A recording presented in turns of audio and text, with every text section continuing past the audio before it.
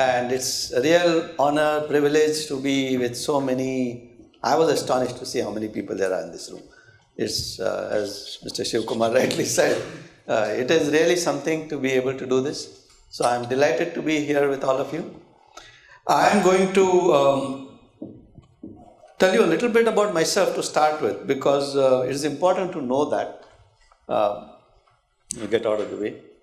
I think I'm relatively unique in the sense that there are very few people who have done both things, both industry and academia. I started out as a professor at the University of Iowa. Then I went to work in EDS in Dallas for several years. Then I came back to academics as a professor at IIM Ahmedabad. Then I went back into industry as advisor to Polaris, and today I am doing a little bit of both. So it is something that I can claim that having my feet in both boats is something that I have been doing all my life. And therefore, I think I have a little bit more first-hand understanding of this gap between academia and industry than many people have. So I will tell you a few things, but I really want to restrict myself to one message, because keynote address, there's no point talking about 10 things. Mr. Shiv Kumar has talked rightly about a lot of different things that students are looking for, and different kinds of students. Very true, and I think during the day you will get inputs on all of them, but I will try to focus on only one message. And my one message is this.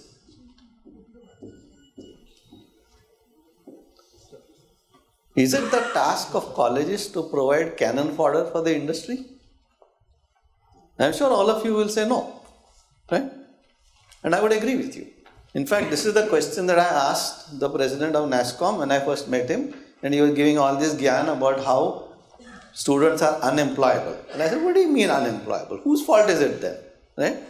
I mean, is it the job of colleges to provide people so you can put them to work? What do you think college is all about? And I feel certainly, and I'm sure most of you would agree, that education is about education. It is not about making people employable.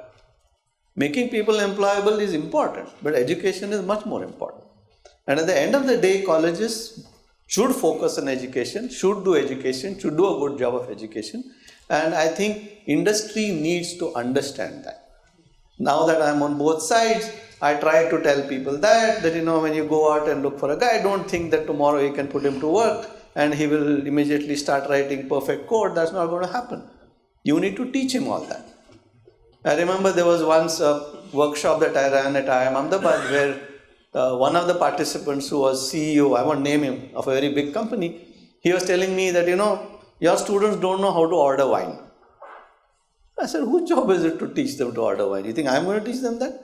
You want them to order wine, you teach them that. It's not my job to do that. My job is to teach them to think and teach them to bring the perspectives of management to problems of industry. We do that. You want to teach them to play golf? That's your problem. You do that. And that is something that we need to be very clear about. And I am very clear that it is not the job of colleges to provide cannon fodder. It is the job of colleges to develop human beings. And we should focus on that. However, there's a couple of things that the one message that I really want to deliver today is that somehow the model in which people have been thinking about education, I think, is wrong. And we need to realize that this is a broken model. The model is this. I'm going to take these guys, I'm going to produce something called a product, a college student, graduate, who is now fit to go and do something. This model is wrong. It is wrong at a number of levels. One level already is it is not our job to produce a product anyway. It is our job to produce a human being, which is different. But even at a very practical level, the important thing that has happened, or the biggest thing that has happened in the last 10-15 years, is that it is no longer good enough to go to college, get a good degree, and go to work for the rest of your life. Why? Because things are always changing. As Mr. Shiv Kumar rightly pointed out, today's technology is useless tomorrow. I at IIT Bombay, one of the greatest engineering schools, I learned computer programming. What did I learn? I learned a language called ACE. I doubt anybody even knows this language today. It is even worse than Fortran. We used to take computer, this is the language technology I know. Do I know computer technology? No, obviously not. Because today's computer technology is completely different. And my knowing ACE doesn't help me at all when it comes to talking about technology today. So the fact is, technology changes all the time, management issues change all the time, business models change all the time. So what is really happening is that this model that you are now ready for the rest of your life is completely wrong. And the sooner we all recognize that, the better. I am very fond of going to Ahmedabad, where I was a professor for 10 years and chairman of the PGP program. And I always start out my talk by saying, 20 years from now, you will not exist. Why? Because your model is gone. The model that somebody can come, learn for 2 years, and then become something useful for the rest of his life, this model is gone. And the sooner we all recognize that, the better. Why? Because whatever you learn after 2 years, 4 years, 5 years, whatever it is useful for maybe 1 year. After that, it is useless. And everything that you need for the rest of your career is something that you have to keep learning. So the model is no longer of a finished product. And this is my central message. Disruption is coming. This disruption has come already. All these colleges which think they are so great, including Harvard. I remember Clayton Christensen, professor at Harvard, gave the same talk to the trustees of Harvard University and told them that 20 years from now you're gone. You will not exist. Because disruption. The model that we need, so the old model of education is gone. The new model we need is of continuous gardening, not of producing a finished product. See, this is a metaphor. But as we all know, all of us are prisoners of some metaphor or the other. Metaphors drive our entire existence. So the metaphor of creating a product we need to get away from. The metaphor we need to get to is continuously tending a garden. The kind of inputs that people need is drip irrigation. And this is where the purpose of today becomes very important.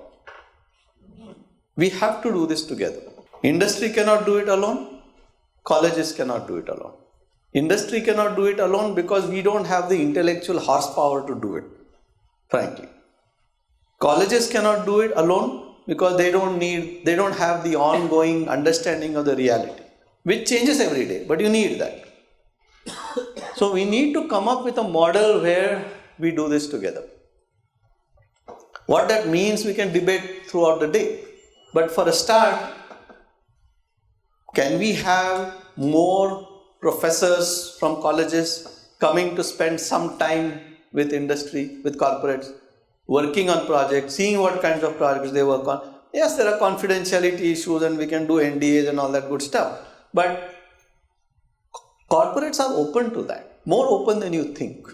You would think, oh, nobody will tell me what projects they work in. That's not true.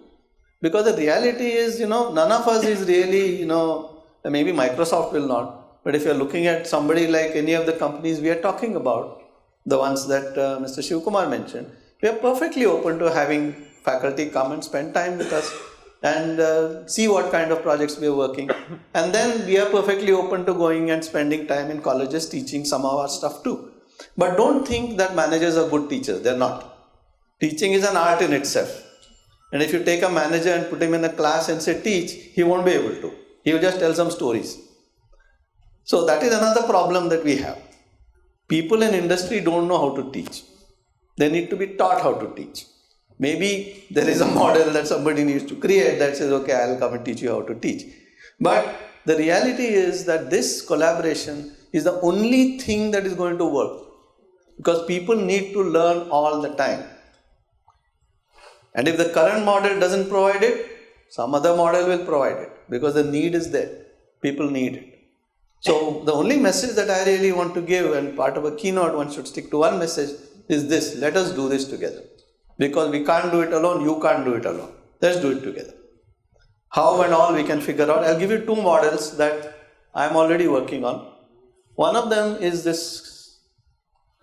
There is a collaboration between CII and a company called Global Gyan, which is creating a smart manager program which provides these kinds of things to college students, to those who are just graduated. Why I'm saying it is because I'm on the advisory board of this company, and the people who have started this company are my students. So we are doing this. I'm also working on it. We create programs for college graduates just before they join industry to help them learn some of these things. How do you manage time? How do you display a professional personality? For instance, how do you make sure you come to work on time? These are things that are important to companies. Trivial, but we teach that.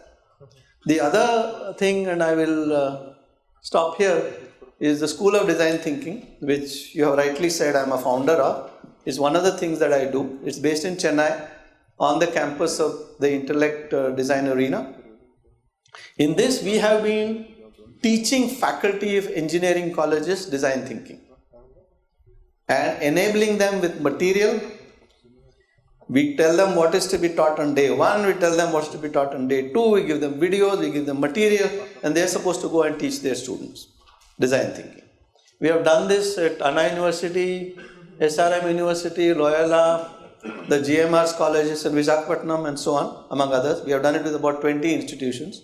Anbu knows more about it. But we would like to do this in Pune too, in Maharashtra. So what we would like to do is to teach your faculty design thinking, which is a very important way of thinking about the world, so that you can teach your students. So far, our biggest success has not been so much in teaching the students, because that is the second level, but there is a train the trainer model. But I have met many of these, I have taught these programs myself. I am, number one, very impressed with the college faculty I work with. I think they are much more intelligent, sharp, interested in learning than corporates think they are. Corporates think these guys are all useless, they won't be able to learn anything, but it's completely wrong. They're very smart, very good, very capable, want to learn, and the colleges which have been sending them are very keen to change and learn new things. So I am very happy with this interaction, and I think the faculty we have worked with have been transformed. Whether the students have been or not is the next step. We'll get to that. But these are a couple of things that we can do, have been doing, and we would like to do more. So I would certainly issue an open invitation to all of you to be part of this. Connect with the School of Design Thinking. We can train your faculty on design thinking, and you can train your students.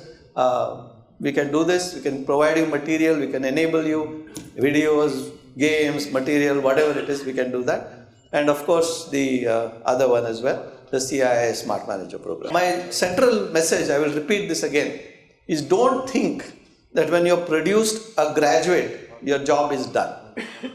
One job is done, but the real job is not that. The real job is working with them for their career, help them to learn continuously. That is the real need of the hour. And if colleges can't figure out a way to do it, somebody else will do it. And then colleges will cease to exist. That is my central message. Thank you.